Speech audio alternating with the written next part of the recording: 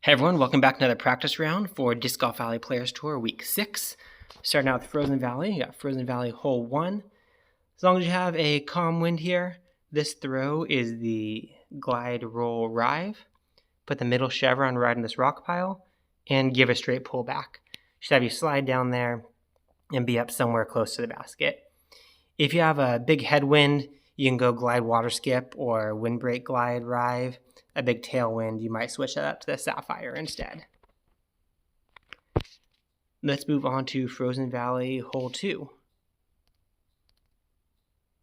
Frozen Valley 2 here, as long as you have a neutral wind, best play is accurate glide sapphire, slide right, and put the top chevron aiming on the shore just below this rock and tree structure. From there, a straight pullback should sneak just to the left of this tree, hit the snow right before the ice, and slide across the ice. Even if you don't get all the way there, you're still in great position to throw your flippy skippy or your light glide driver up here to the second landing zone and getting across that ice to be able to have a good look into the basket. Again, there's 2 shots. 385 in is going to be sapphire. I'm not trying to throw it in. I'm not worried about hitting this second tree. See that second tree? You're probably still in putting range. I think it's probably only like 40 or 50 feet to get in there. If you're hearing a tougher wind where that sapphire doesn't feel as confident hitting the center island, I think the play is to keep default aim with a glide roll rive and give it plenty of hyzer to get it out to the left side here into this clearing. If you get up near the water without going in the water, you have a good shot at getting across on your second shot. If you have a strong right to left wind, you might be aiming with your flippy skippy forehand around here, and the third shot's tougher to get down that alley. If we have this left to right wind, as strong as this is, I'm probably going to take the glide skip rive and aiming to get across this ice out to the second landing zone here. That got a little sketchy a bit further out than I would have liked. I think it does work out and have a little bit of scramble through these trees getting up. So I might have added a little bit more hyzer to that, given the opportunity to do it again. The scramble, I think I'll try the light glide paradigm. Hopefully no tree collisions, good. And does get up there to be able to have a look at this throw-in to take the birdie. Eagle is not something you have to be going for here. Birdie is just fine. Par is really the worst to avoid. You get par by going OB on this hole. Frozen Valley 3. There is, of course, a risky play with a light glide paradigm or a light glide driver going across the ice. For this type of event, I think it's a glide skip rive is the play. Aim down by this tree and about a disc of anhyzer. If you do a little bit less anhyzer and cut it closer to the shoreline, you're going to have a good look for that eagle. I don't want to risk the possibility of going in the water here, so I'm 100% going around this way. I'm a little further out than I would have liked, so I'm just going to pitch up next to the basket to take that birdie here.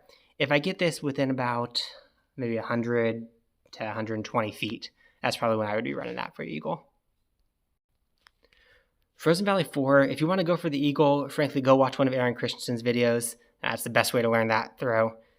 For me, I'm taking the glide water skip rive and aiming backhand with the top chevron straight down on this edge of the water and a straight pullback with this hard wind will push you back out there to the right and end up at this landing zone over here on the left. From this landing zone, it's getting across the water.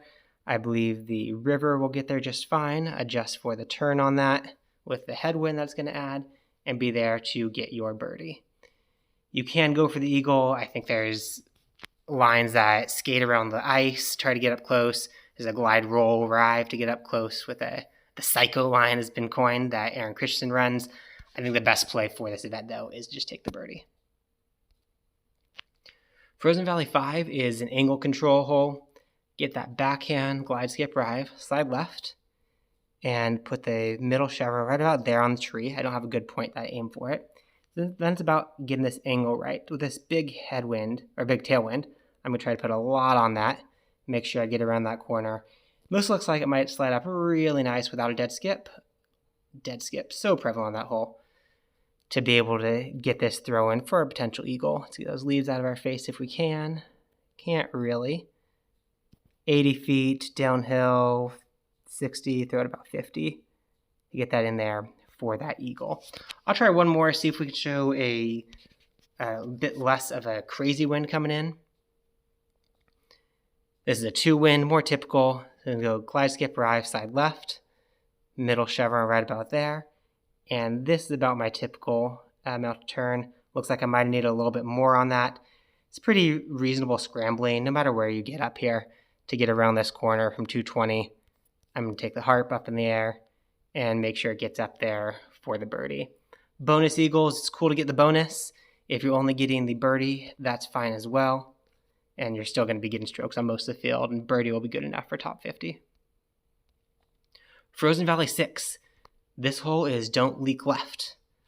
Take the accurate roll musket, aim down at the base of that tree, give it a straight pull back. Let the musket turn itself, and hook back in to be in like the 50 to 60 foot range is what you're going for here. 47, so we can go ahead and putt in, and we can get that birdie. I don't think it's probably worth going for the ace there with the risk behind it. You go a B, you're on the drop zone on the far side of the island without much look at saving that par. Frozen Valley 7. It's a glide roll rive. I slide right, and I aim downwards just to make sure I don't get caught up in these trees here up in the sky. So aim downwards about the base of the tree far out in the distance there, the top chevron, and add a little bit of hyzer to counteract that I'm aiming downward. Should get over here near the basket. I'm not giving that the height that it needs for an ace. I'm okay with forgoing ace to more or less guarantee that birdie. Frozen Valley 8, take the accurate glide sapphire, aim downwards a bit, and give that a straight pullback. This is all it needs, super easy hole to get across there and get that birdie. You might have to make some minor wind adjustments, aiming a little bit higher, a little bit lower based on what the wind is doing, but you should be able to get across this island and have a good look for that birdie. Frozen Valley 9 is a chance for an eagle. There's risk for sure if you cut the corner too tight and you miss the mando, or you go too wide and you end up OB long on the far side. I think the ideal play here is put the top of that bottom chevron right on that cliffside and give that a straight pullback. Should get up in the air and give it some stall with a chance of getting around this corner okay. If it gets around the corner just fine, we might have a look at the eagle. We might just be down there for a shot at, or a good shot at birdie. It's getting caught up in some foliage, so not a good look at the eagle there.